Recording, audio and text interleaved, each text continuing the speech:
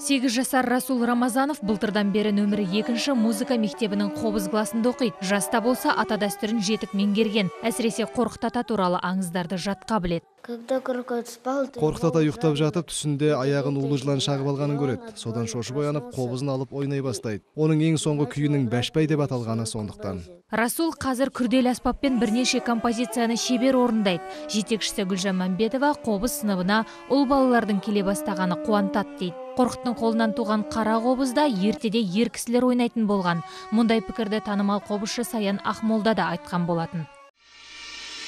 Шәкірттерімнің көпшілігі қыз балалар, ер балалары болса басқаша дайындар ем. Қыздардың қолында бәрібір ұлдардағыдай күш болмайды. Етпен тырнақтың ортасында мына жерде ойнайтын. Ақырында үйренеді, басында кішкене ауырады.